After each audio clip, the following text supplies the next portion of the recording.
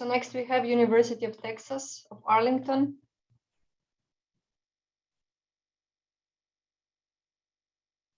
Yes. Hi, everyone.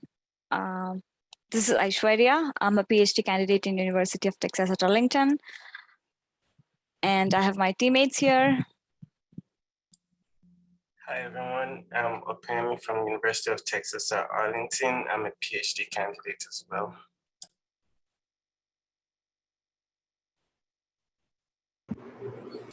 Hi, I'm Hussein Ali, and I'm also a PhD student here at UT Arlington. Hi everyone, I'm Doreen Intiamo Asari, also a PhD student at the University of Texas in Arlington, focusing on sustainable solid waste engineering management.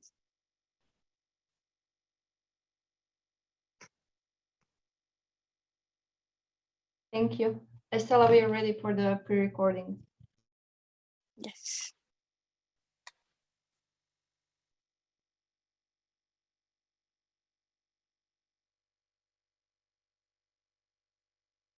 Hello, everyone. We are the Sustainable Environmental Solutions team from University of Texas at Arlington. Thank you, Swana, for providing the opportunity for us to present and evaluate the EPA's land gem model and propose an alternative solution to it. In the past few decades, the population growth, urbanization, economic growth, as well as the consumer shopping habits have resulted in an increase in the waste generation across the globe. These waste often end up in landfill, which generate around 15% of the methane in USA. Depending on the waste composition, the decomposition can be aerobic or anaerobic. It can span from anywhere from just 1 year to about 100 years. While the aerobic reaction produces carbon dioxide and water and heat, the anaerobic microbes in the landfill convert the MSW into methane and carbon dioxide by a series of chemical reactions. We know that methane is 25 times higher in greenhouse gas potential, and this often leads to climatic change and a lot of other issues across the globe. It is necessary that the methane in the landfills needs to be evaluated, and let's see what are the specific reasons for that. It basically tells us what is the carbon footprint of the landfill. It also helps us to understand if how much of renewable energy we can generate from the landfills. We know that the LFG is a renewable energy source and it has great potential as a power source. And this also will help us understand how much gas or the gas collection system and the purification system that's required for a landfill. And we know there are several factors that impacts the methane generation in a landfill. The waste composition, moisture content, and temperature are the most important ones. If you look at the graph right here, we'll see that the total waste generated every year have increased, and also the composition have changed over years. So it is important that we consider these factors while we are modeling for methane emitted from the landfill. Now, EPA developed the LandGEM, or the landfill gas emission model, in order to quantify the methane that is generated from the landfills. It was developed in 1996 and last updated in 2005. So it was based on the empirical data that was collected from several landfills across the US. The LandGEM basically follows a first order decay equation, and the models allow the users to either use a site specific data, or it has inventory or default values. So the inventory or default values are basically of two types. One is based on the Clean Air Act, and the other is basically the one that's based on the EPA's compilation of air pollutant emission factors. Moving on to the next slide, let's look at what were the main assumptions that was used while creating the model. It assumes the waste is homogeneous and the waste has single decay rate. It also assumes the methane generation rate is constant, for the landfill.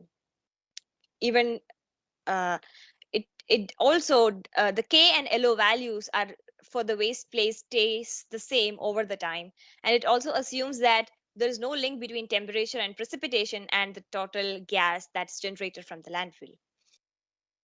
The default values account for variations in moisture content due to rainfall and leachate recirculation, but to a greater extent, this is not actually true. So most of this assumption leads to several limitations to the land gem model. Now let's see in detail what are these. So the first assumption is basically the waste is homogeneous. But is the waste really homogeneous? No. There are different waste fractions, that different kinds of waste that's coming into the landfill. There can be food, wood, yard, and there is waste that cannot be decomposed, and so many things coming on. So the first assumption is basically constituting to one of the major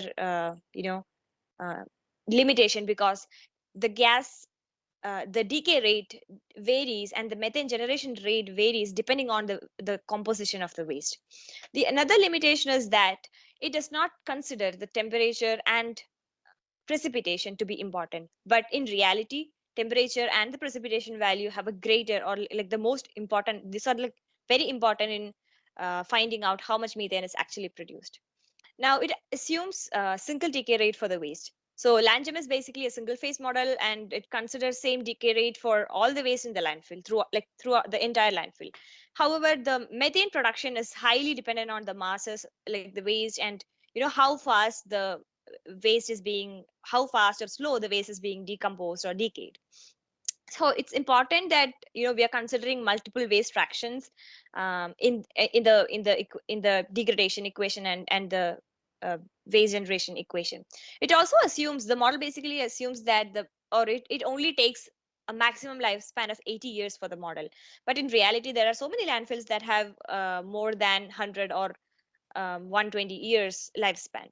So this is a limit. So if we have to basically look at a landfill of 120 years, they have to run the model twice, the first one with first 80 years and the next run with the next 20 or 40 years. So apart from these, the other limitation is that the model cannot be used for countries other than the US. Especially it cannot be applied for developing countries, because the LO and K naught value used does not represent their waste composition or the nature of the waste. And there are the losses due to the oxidation or recovery is not accounted for in the model. So these are some of the major limitations of the LandGem we found. Now I'll pass the stage to my colleague OP. Thank you, Aswaria. So I'll discuss about the alternative models to the LandGem model. So here are a list of other alternative models to the LandGem models, and we have decided to focus on IPCC and clean model. IPCC model computes emission from landfills globally, and it's not specific to the US and Canada only. The values are either default values or manually entered as site specific. IPCC uses a multi-phase first order decay model for estimating methane generation in landfills. And the waste is considered heterogeneous, which is a major key difference from LandGem, which LandGem considers waste as homogeneous. And the heterogeneous nature of the waste definitely leads to different components degrading at different rates. The model uses a quantity of degradable organic carbon in the trash disposed in landfills, such as food, yard, textile, or paper waste, to determine the gas generation rates as well. Within these four categories, basically two temperature ranges, that's greater or less than 20 degrees C, and two groups of moisture, that's dry or wet, making a total of 16 combinations of default rate values. These are actually default values that the IPCC uses as well. Contrary to LandGem, IPCC takes into account more factors than in the calculation for K and LO. The clean model, capturing landfill emission for energy needs. It's an Excel-based simple model using a simple first-order decay equation developed at UTA. It allows users to input specific site data on temperature ranges between 68 to 98 F and rainfall ranges between 2 to 12 mm per day and fractional waste composition values. Methane generation is based on laboratory scale methane generation data. The scale-up factor equation adjusts the lab scale data into field conditions. It also allows, the clean model also allows users to input monthly waste generation data if that's available. It accounts for methane losses due to recovery and oxidation, and it also the data collected during the development of the clean model was from high-income countries. So we expect the waste composition to be slightly different from those of the lower income earning countries. The assumptions that were made during the make of the clean model includes, it assumes a first order decay equation for degradation rates, and it uses 1/12 of a mass instead of 1/10 of the mass in its decay equation. The total methane generated in the landfill is also completely recovered by system due to oxidation and surface emission. It also assumes a lag period of 6 months, and L naught is calculated using biochemical methane values, methane potential values from lab scale studies and literature. The details of operating the clean model require the following inputs: the starting year of waste acceptance, the yearly waste tonnage, the waste composition in percent food, percent fraction, percent yard, and percent paper, annual average ambient temperature, and the average annual rainfall are the inputs required to run the clean model. Q, being the methane generation rate, is calculated with the equation you can see to the right of the screen. And then you can also notice it considers the 12th term on the methane generation waste tonnage. Also, K was developed from a complex MLR equation, and the K has been expressed in its logarithmic form, and it can be rewritten to solve for K as long as the rainfall, food waste, textile, and yard waste values are provided. So L naught is also calculated using these factors, which were obtained from lab scale data, and it's based on a weighted average of the percent food, percent paper, and percent textile, and percent yard. And I'll pass it over to my colleague Hussein to speak on the validation of clean model. Thank you. Thank you, OP. So in order to validate the clean model, we ran the model on 5 landfills from 5 different states around the US. We tried to take the states from different part of the US, considering different areas have different climate. In order to get the landfill emission data, we went on to the EPA's website and used greenhouse gas database. Weather data was obtained from National Oceanic and Atmospheric Administration's website. There were some states that did not have waste composition data available, so we went ahead with the national averages. In order to calculate the average precipitation, we added annual rainfall and average snowfall and subtracted average evapotranspiration. We also assumed constant waste composition year by year while running the model. Here's the result from a landfill that is located in Michigan. You can see in the year 2020, we got 7,516 metric tons of methane, which is quite close to the value provided by the EPA. Here is another result from the landfill from Massachusetts, and here we can also see the result for the year 2020 is quite close to what is provided by the EPA. This landfill here is from Pennsylvania, and the methane estimation from the clean model is a bit over the value provided by the EPA, but they're still in a close range. And this is the landfill from Colorado, and again the clean model estimation is a bit over than the EPA's value, but they're still in a very close range. And this landfill here is from New Hampshire, and here the estimation from the clean model and EPA are almost identical. Here is a graphical representation of the clean model methane estimation for the landfill in Colorado, and you can see that in the year 2020 they are quite close to each other and they're quite comparable at this point. So now I will transfer the presentation to my friend Asma. Thank you so much, Hussein, for giving me the floor. Now I am going to show the comparison between these three models, LandGEM, IPCC, and CLEAN. And the parameters we are considering here are the equation. LandGEM, IPCC, CLEAN, LandGEM and CLEAN model, both of them use first order decay equation, where IPCC uses multi-phase first order decay equation. The data collected and used in LandGEM was from US and Canada. For IPCC, it was international, and CLEAN model used lab-scaled data, even though the data was validated. The lag time for LandGEM was higher, 0 to 1 years, while IPCC and CLEAN both has 6 months lag time.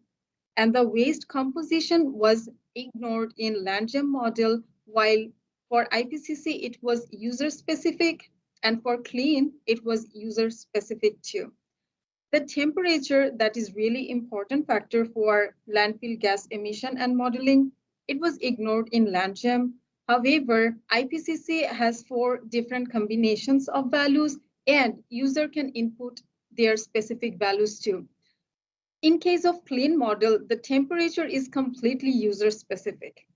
Moisture content, also user-specific in case of CLEAN model. K and L node values are constant for LandGEM model. However, IPCC has default value based on a different parameter, and a CLEAN model has equation. That equation depends on temperature, moisture content, and waste composition. L node value is also for CLEAN model uses a equation which depends on waste composition, and that is user specific. Oxidation is also considered in CLEAN model. So based on this comparison table, we can easily say that CLEAN model is better in different ways. This is a graph, and this graph is showing the comparison between 3 models we just have discussed.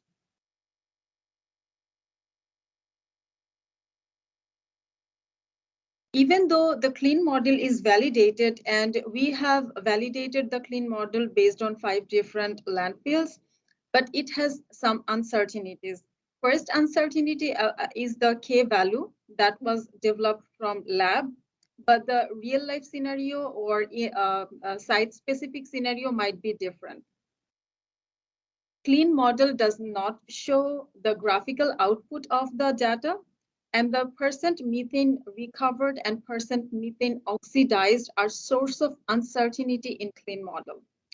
This model validation is required for data outside of the range. So in CLEAN model, they have used 2 different range for temperature and moisture content. Some states has different values of temperature and moisture content and rainfall and precipitation. So this CLEAN model is not site specific based on every sites, every states. The variability in annual rainfall data of certain location or state average was insufficient for CLEAN model. When we collected data to validate clean model, we have faced numerous challenges. First, an important challenge was the information we needed to fit into clean model. All of them was not available in EPS website, and sometimes those data wasn't even available in the specific landfill's website. Waste composition wasn't found for specific states where we have used national average. Some states has precipitation higher or lower than the average value. Landfill without LFG collection system had theoretical gas generation estimation where it is less accurate. The conclusion, even though clean model is validated, further research is required based on snowfall, rainfall, and evapotranspiration. And this is my team, and we welcome any of your further questions. Thank you so much.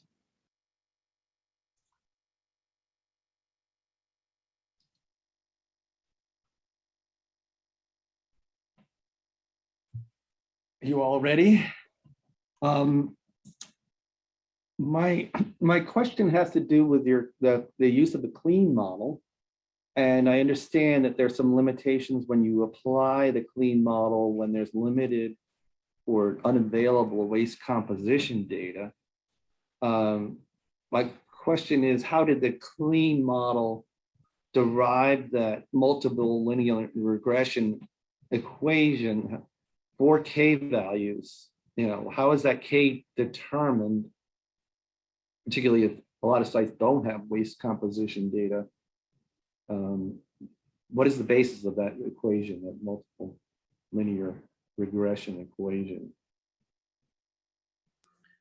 Thank you for your question, and I would like to address that.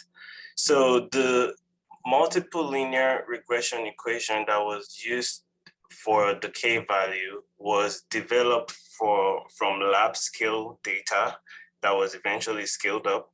And those lab scale data, they actually are empirical data that actually mirror the landfills. So there was a setup, and it was landfill reactors, and those reactors gave BMP values for different waste composition, how they degrade in landfills.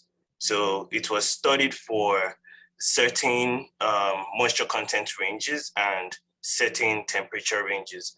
So when that lab scale data was collected, then it was run on an MLR analysis to drop factors that weren't important. And one of the factors that came out as critical was rainfall. So on the equation, we can notice rainfall being squared in one of the terms of the equation.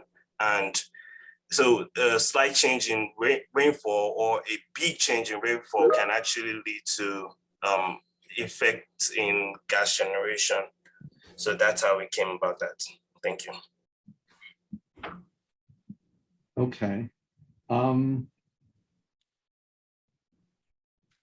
I was curious about that graph that was comparing the different models, and I was surprised that the IPCC curve would be so low. Why is the L0 value so low in the IPCC? How did you come up with that?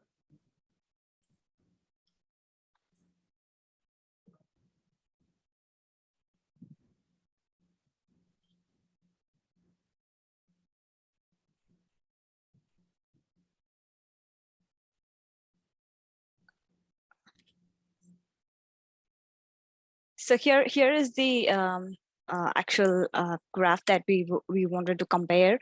So this was from the California landfill, and the IPCC actually predicted the highest because it was conservative, and the clean model predicted which was close to the actual value.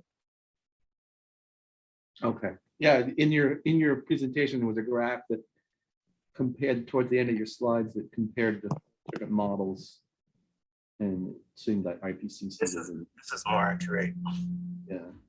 Yes, and just to add on to the previous question, so it's regarding the K value. So we had compared the the K values that we developed with the actual, the Landgem model and IPCC, and we compared it with 6 landfills, and 4 out of the 6, the clean model provided the more accurate value to the actual data. Okay. It was even though it was developed in the lab, it was validated with the actual landfills in the US. Okay. Yeah, the term when you say validation, I think it means in the academic world, it means comparison to other estimates, because Yes. in a statistical term, the validation means that the model explains measured data. And the data is in the greenhouse gas reports, or the data of, the only, again, as we say, the only data, measured data, are the flow rates. So so I was curious, when you were comparing your generation estimates to measured data, I think you were using the EPA flight numbers, estimates of emissions. Yes. And so I was wondering, which one were you using? There was equation H6, which is the model-based estimate, or there was equation HH8, which is the cover type estimate. Which one of those, I think, did you use to compare your generation estimates to?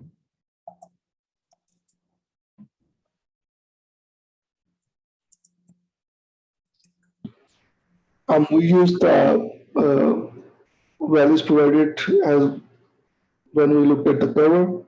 So I guess it's HH4.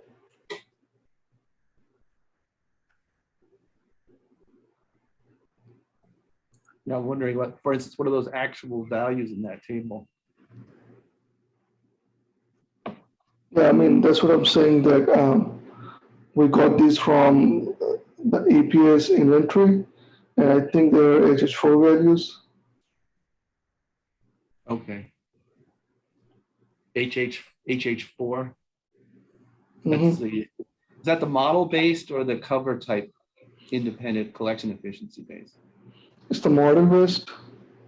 Model based. Okay. Yeah. So recognize that those are estimates. Those are model estimates of generation, subtracting, or the actual measured flow divided by the model estimates of generation. So we're comparing estimates here. Yeah, basically. The other thing I guess we should consider is when you're taking lab-based evaluation of K values, for example, you may have conditions, not only conditions outside of the range of the lab, what was tested in the lab, but it may also be beyond the issue whether or not your landfill matches the conditions in the lab, climate-wise, but there may be a issue transferring that lab data to the scale. And I understand you guys had a scaling factor, so maybe you could explain how that scaling factor works, because there's, here in the real world of landfills, it's so much with a larger scale that there might be some things that work on the lab scale that are not necessarily applicable at the scale of the landfill. So tell us how that scaling up factor works. So for the scale-up factor, what was done was we had looked at the amount of waste that were considered in the lab to provide those initial K values, and we matched that, we upgraded that to what the amount of waste in the actual landfill would be, and to see what the difference will be.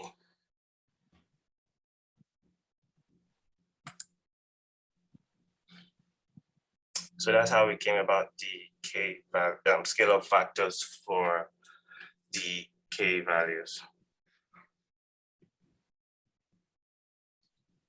Yeah, I mean, I guess my concern is that sometimes things like temperature, you're going to get temperature is important in your lab scale, but it may not be important in the landfill scale because you have landfills generating their own heat. That's an example of something that the scale up factor wouldn't necessarily handle. So that's why we focused on seeing how the waste composition and the waste amount itself, not necessarily the temperature and how the temperature will change at the landfill. Also, those K values in those tables are super low, 0.0000 something. Explain why they're different from what the K values that we normally see in those in the presentation tables, the clean model results.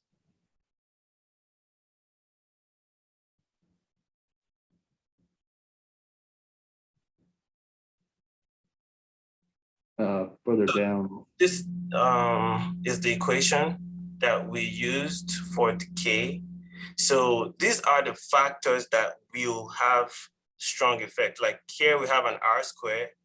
And so depending on the change in rainfall, which is precipitation, you might have a different K value. So if you go down to slide 14 where the results could, yeah, I think somewhere there.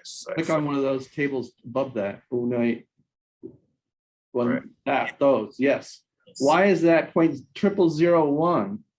So these results are coming exactly from that equation I just showed you. This is how K was obtained using that MLR. Yeah. Because the units normally K is the it's the percent per year. This might be a different time scale, perhaps, because it's so small a number. However, these are the factors that we have imputed to obtain these numbers. We had specifically the rainfall, which is precipitation, and then the waste composition. Like here, you can see this equation is based on R squared, R, T, F, TX, and Y, which are all percent yard, percent textiles, percent food. So when we have changing waste compositions, you will have an effect on the K value. So it will affect the K value. Yeah, okay, no, I think they are much lower than the standard K values you see in LandGem or IPCC.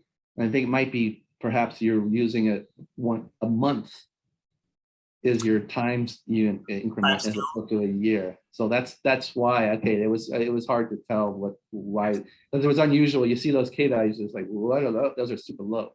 So yeah. Okay. Thank you.